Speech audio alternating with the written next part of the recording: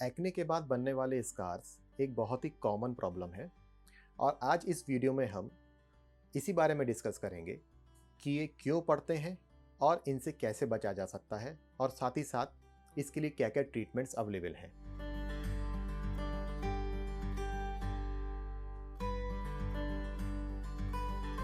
Friends, I am doctor Gaurav Garg, dermatologist, cosmetologist, trichologist and hair transplant surgeon at Derma Life skin and hair clinic, New Delhi. Young age में यदि acne का treatment सही से ना लिया जाए तो ये एक्ने एक निशान छोड़ के जाते हैं। प्रायतः ये डार्क कलर का पैच होता है, बहुत छोटा सा, और यदि उसकी सीवियरिटी ज़्यादा रही तो एक गड्ढा भी बन जाता है। जनरली 3 तरह के एक्ने स्कार मोस्टली पॉपुलेशन में मिलते हैं। पहला है आइस पिक स्कार, दूसरा है बॉक्स स्कार एंड तीसरा है रोलिंग टाइप। आइस पिक मतलब कि वो ऊपर से चौड़ा होता है और अंदर एकदम पतला कोनिकल होता है। ये दिखता छोटा है पर ये ट्रीटमेंट में बड़ा डिफिकल्ट होता है। दूसरा बॉक्स स्कार, ये एकदम पंच्ड आउट एजेस होते हैं इसके। और तीसरा रोलिंग, इसमें एजेस थोड़े टेपरिंग होते हैं। यदि एक्ने का ट्रीटमेंट सही से किया जाए तो स्कारिंग से बचा जा सकता है, पर यदि आपको स्कार पड़ गए हैं और रिसेंटली स्कार पड़े हैं तो मेडिकल ट्रीटमेंट और थोड़ा लेज़र इत्यादि ट्रीटमेंट से जल्दी इलाज किया जा सकता है। यदि एक्ने का ट्रीटमेंट सही टाइम पर ले लिया गया तब तो एक्ने स्कार से बचा जा सकता है। पर यदि एक्ने स्कार्स पड़ गए हैं आपको और अभी ड्यूरेशन उसका 2-3 महीने पुराना ही है, तब तो हम आसानी से लेज़र से उसको 100% भी ठीक कर सकते हैं। पर यदि यही एक्ने स्कार आपका बहुत पुराना हो गया है, तब इसको पूरी तरह से लेज़र से या और सर्जिकल ट्रीटमेंट से ठीक करना उतना पॉसिबल नहीं हो पाता है।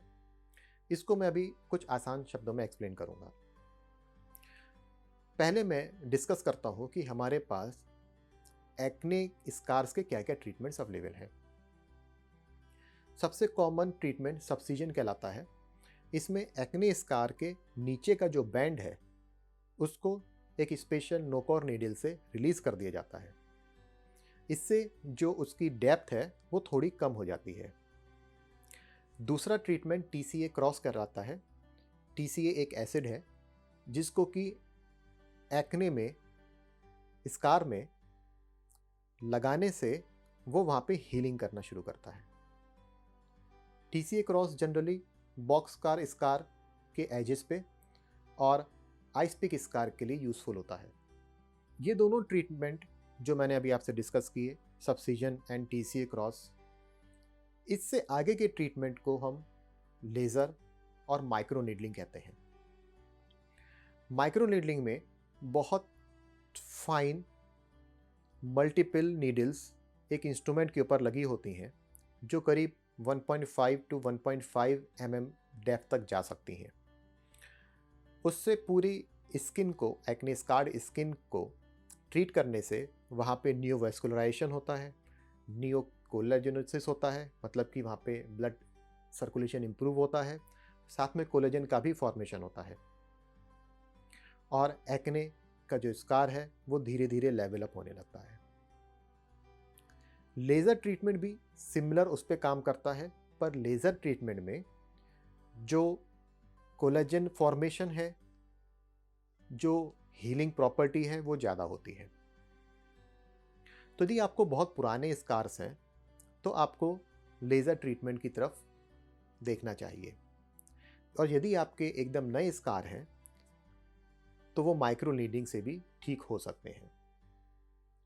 आजकल एक बहुत ही इनोवेटिव नई टेक्निक आई है जिसको माइक्रो नीडलिंग रेडियो फ्रीक्वेंसी कहते हैं। शॉर्ट में इसको MNRF कहते हैं।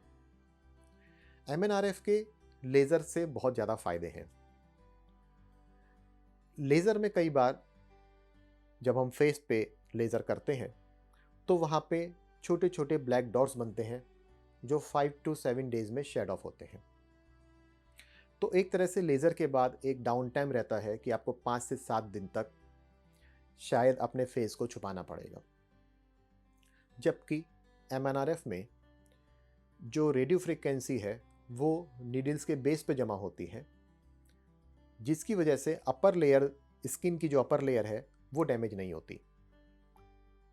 और रेडियो फ्रीक्वेंसी स्किन के अंदर डैमेज करती है और कोलेजन का फॉर्मेशन कराती है। सो यदि आप ग्रेडिंग के हिसाब से देखें तो सबसे लेटेस्ट मेथड जिसमें कि डाउन टाइम नहीं है वो एमएनआरएफ है। दूसरा ट्रीटमेंट CO2 लेज़र है। सब्सिजन एंड TCA क्रॉस काफ़ी पुराने मेथड हैं और इनमें डाउन टाइम भी ज़्यादा है। सबसे पहले मैं एक्ने स्कार क्यों पड़ता है इसके बारे में बताना चाहूँगा।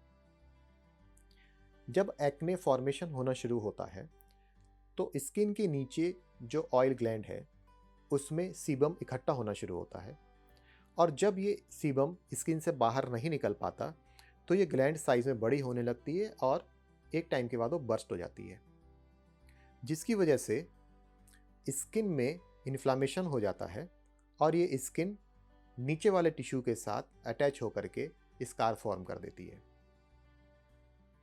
तो फ्रेंड्स, यदि आपने सही टाइम पर एक्ने का ट्रीटमेंट स्टार्ट कर दिया तो आप एक्ने से होने वाले स्कार से बच सकते हैं। बहुत सारे लोग ये पूछते हैं कि हम ऐसा घर पे क्या करें कि हम एक्ने के स्कार से बच जाएं। सबसे पहले मैंने जो आपको बताया कि आपको अपने डर्मेटोलॉजिस्ट से कांटेक्ट करना चाहिए, मेडिसिन प्रॉपरली स्टार्ट करनी चाहिए ताकि एक्ने आपका जल्दी से जल्दी ख़त्म हो।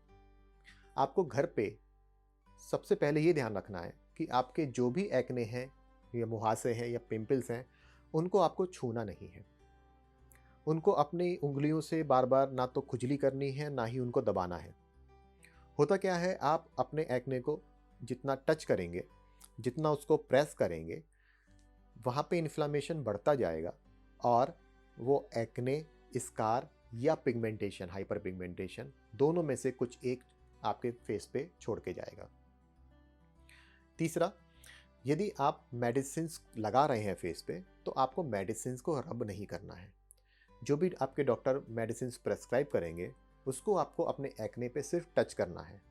रबिंग करने से मेडिसिन का इफ़ेक्ट नहीं बढ़ता है बल्कि वो साइड इफ़ेक्ट करना शुरू करती है और बहुत सारे पेशेंट मेडिसिन से होने वाली एलर्जी लेकर के हमारे पास वापस आते हैं। तो फ्रेंड्स, यदि आपको एक्ने हो रहा है तो आपको सबसे पहले ये ध्यान रखना है कि आप मेडिसिन प्रॉपरली यूज़ करें। दूसरा, एक्ने के साथ छेड़छाड़ बिल्कुल ना करें और face wash, sunscreen properly use करें। यदि आपको एक्ने के स्कार्स बन गए हैं तो आप प्रॉपर ट्रीटमेंट शुरू कराएं। और एक बहुत इंपॉर्टेंट चीज़, एक्ने स्कार्स का जो ट्रीटमेंट है, चाहे वो लेज़र से किया जाए, चाहे वो एमएनआरएफ से किया जाए, चाहे वो TCA क्रॉस से किया जाए, ये एक बार में पूरा नहीं होता है। इसमें सिटिंग्स लगती हैं, 2 सिटिंग, 3 सिटिंग, 4 सिटिंग, हो सकता है कि आपको 10 सिटिंग तक भी लग जाए। 10 सिटिंग मैं इसलिए बता रहा हूँ, कई बार पेशेंट्स हमारे पास आते हैं जिनको एक्ने स्कार 10 साल पहले हुए थे। अब आज की डेट में कुछ महीनों बाद यदि उनकी शादी है तो वो चाहते हैं कि 2 या 3 महीने में ही एक्ने के स्कार्स उनके पूरे ठीक हो जाएं। तो ऐसे पेशेंट्स को ध्यान रखना चाहिए कि 2 या 3 महीने में कुछ परसेंट ही एक्ने स्कार इम्प्रूव होगा और पुराने स्कार्स कभी भी पूरी तरह से नहीं जा सकते। केवल न्यू स्कार ही पूरी तरह से ख़त्म किया जा सकता है। तो एक्ने स्कार यदि एक बार मैच्योर हो गया, बहुत पुराना हो गया, तो उसको किसी भी तरीके से पूरी तरीके से ख़त्म करना पॉसिबल नहीं है। सो फ्रेंड्स, मेरा टेक होम मैसेज यही है कि एक्ने स्कार्स को प्रिवेंट करना आसान है, एक्ने स्कार्स को पूरी तरह से ठीक करना बहुत मुश्किल है। जल्दी से जल्दी अपने एक्ने के लिए ट्रीटमेंट शुरू कराइए ताकि आप उसके होने वाले साइड इफ़ेक्ट से बचे रहें। मैं उम्मीद करता हूँ कि आपको मेरा वीडियो पसंद आया होगा। यदि आपके मन में कुछ क्वेरीज़ हैं तो वो आप हमें लिख सकते हैं। आप हमें दिए हुए नंबर पे भी फ़ोन करके इंक्वायरी कर सकते हैं। यदि आपको मेरा वीडियो पसंद आया है तो प्लीज़ इसको लाइक कीजिए, हमारे चैनल को सब्सक्राइब कीजिए और बेल आइकन पर ज़रूर बटन दबाइए ताकि आपको आने वाले वीडियोस की जानकारी टाइम टू टाइम मिलती रहे। धन्यवाद।